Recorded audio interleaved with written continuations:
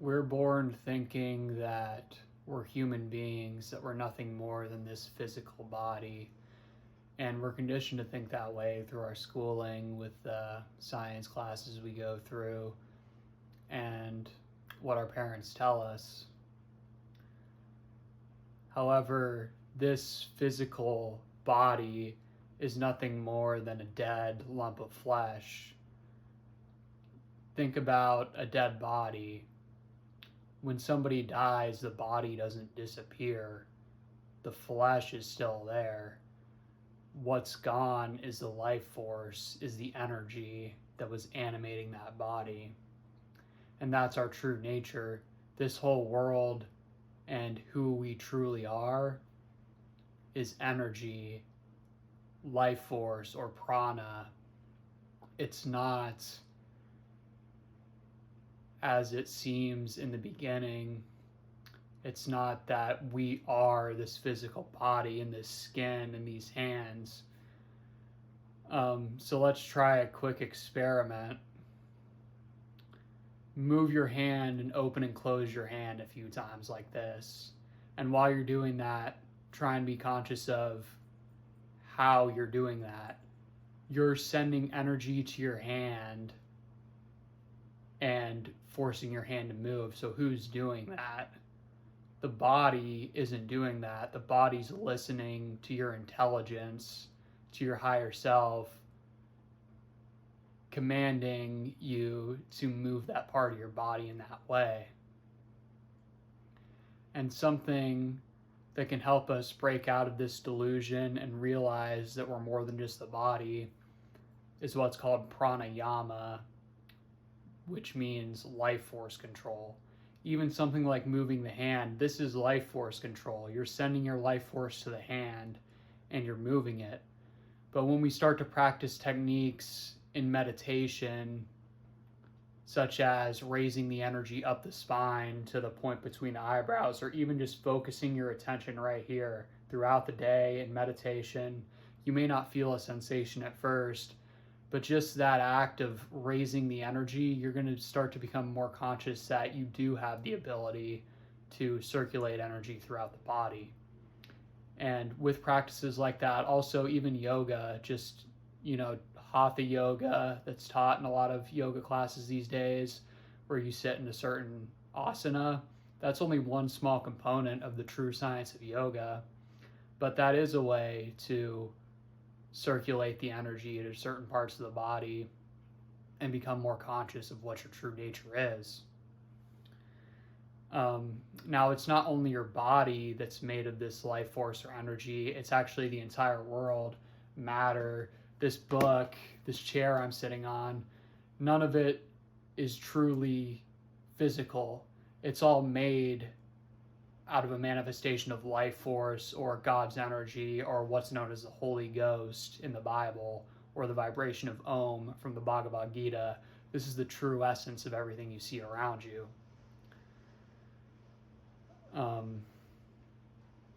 And certain practices such as meditation and just proper living will help you become conscious of this. And the true essence of what it is all of this is God. It's a reflection of God. You're not a human. You've been led to believe you're a human, whereas really you're a God. That's who you truly are. Capital U, not you, the ego, not who you think you are. That's not God. That's an illusion. But who you truly are underneath the delusion at the deepest level is a reflection of God. You're one with God. And so is everything you see around you. It's just delusion and the way we're brought up that makes us believe otherwise. But this is what the game of life is all about. Everything we do, anything that doesn't bring us closer to God and to realizing our true essence, is a delusion, and it's a waste of time. Now, don't take that dogmatically to mean that only meditation or things like that of that nature are not a waste of time. Certainly those are some of the highest activities we can do. But even, someone that was lazy and now goes to start a business and exert a lot of energy, that could be moving them closer to realizing their true essence as a reflection of God, due to the fact that they're now outputting the energy and they're utilizing the faculties of intelligence and willpower that is their God-given right to exercise. So just that alone will develop their mind to embody more of God's attributes. And people say, do you believe in God?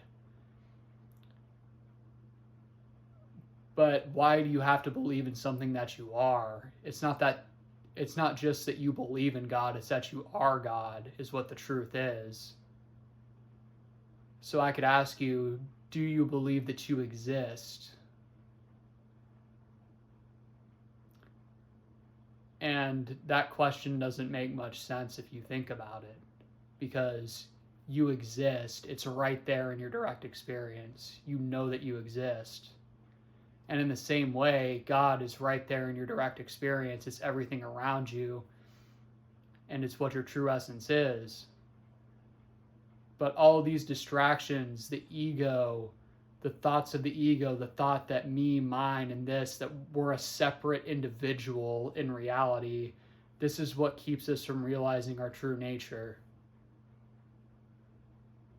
So what's required is to break out of that ego prison, break out of that limited little self, and expand your consciousness to have empathy for all humans and animals and everything on this planet, because that's what our true essence is. There's no individual. Before you were born, there was no individual, and you came out of your mother, you came out of the earth. There was never a separate individual. It was just something that occurred on this planet in the whole collective of God. That's what happened when you were born, and there was never a separate ego. It was only conditioning and Maya, or delusion, that caused you to think you're separate. And God programmed the game this way. This is a game God's playing with himself to see who's going to be able to realize their true nature while caught up in all this external craziness that's going on. All the answers lie within. Who's going to be able to turn inside? Everybody's looking for answers. Everybody's looking for a course. Everybody's looking for a relationship. Everybody's looking to go partake in a substance. The answers lie within yourself. Everything you want and need, true happiness and fulfillment, lies within. And that's why meditation and just proper living, proper diet, moderation in entertainment, moderation in relationships, this is very important, because that's what's going to let you realize your true nature. And you might ask, why? Why is it worth recognizing my true nature? Why don't I just go on living how I am? Well, if you want to continue suffering and not being ultimately fulfilled, you'll have little happiness moments here and there. But in this world of duality, any type of happiness has a corresponding suffering on the other end of it. So you're never going to be truly happy and fulfilled unless you realize your true nature as one with God and live from that center. That's where you're going to be able to realize true happiness and fulfillment, when you move with that and live in alignment with God's will.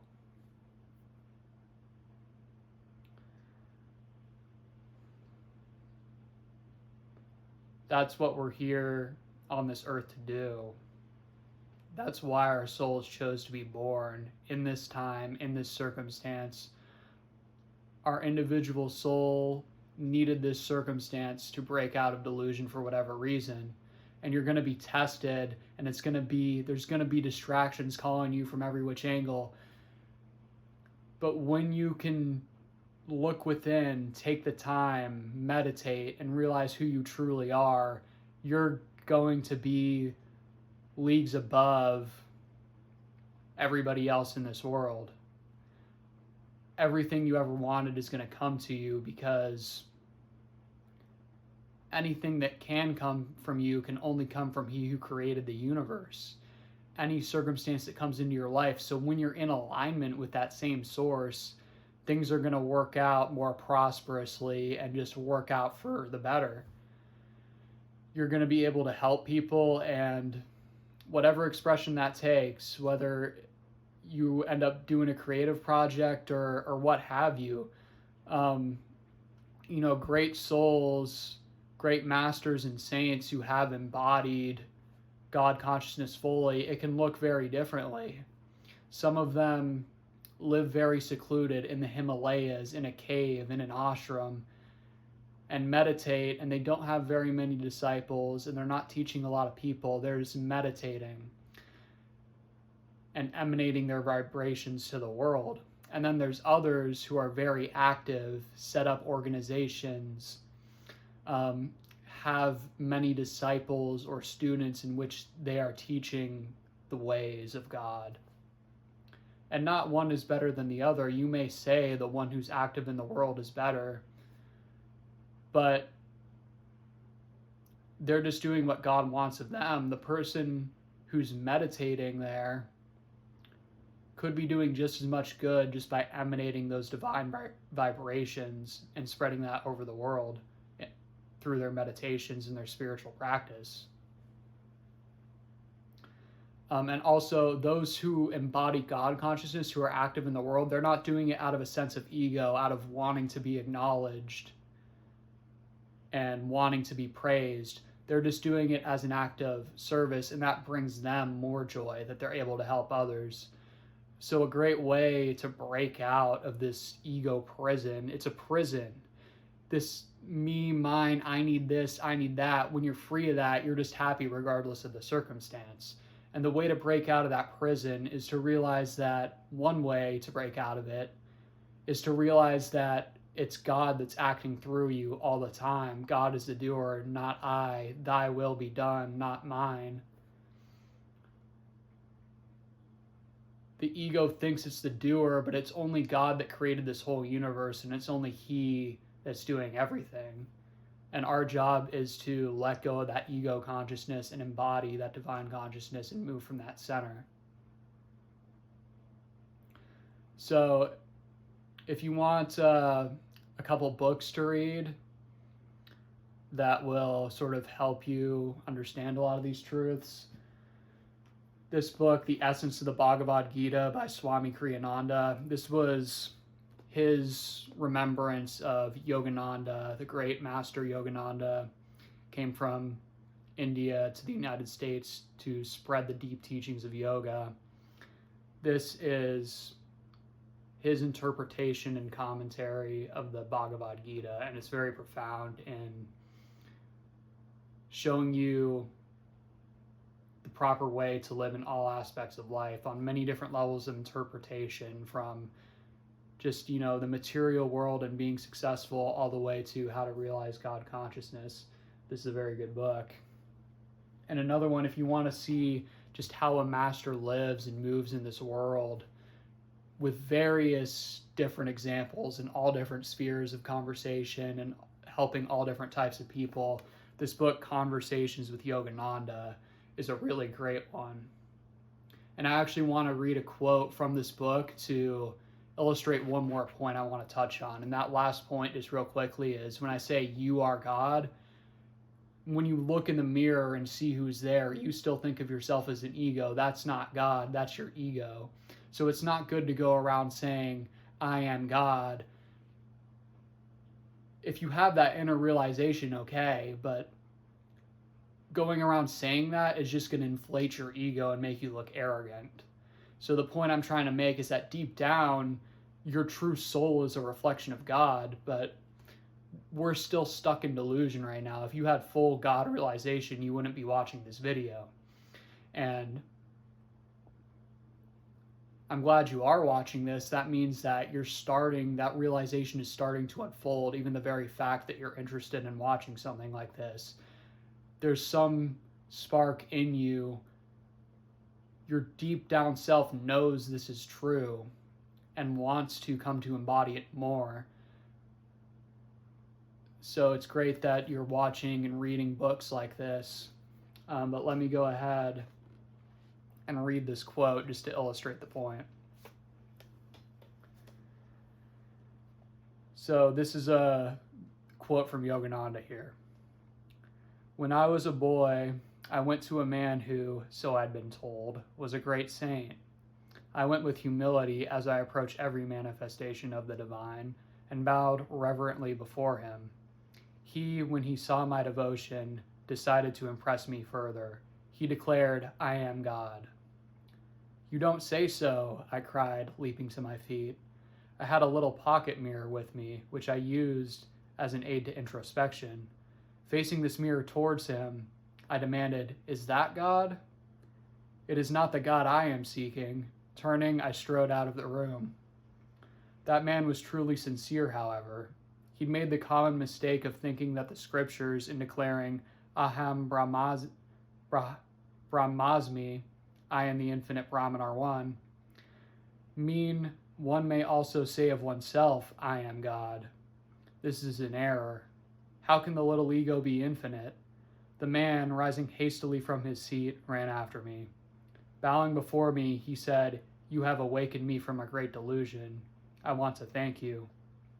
I accepted his apology and then said, "The ocean is all of its waves."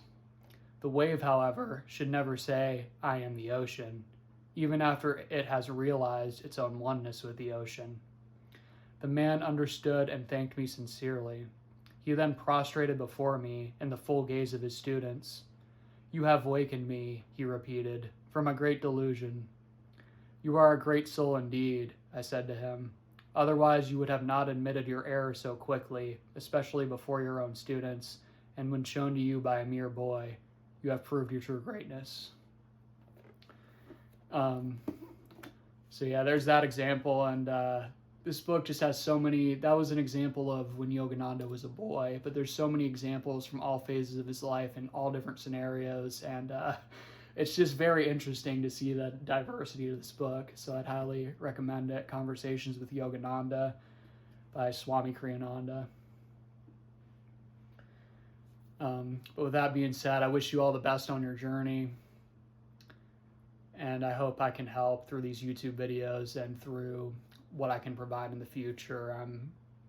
I'm coming up with ideas. I'm thinking about starting a community.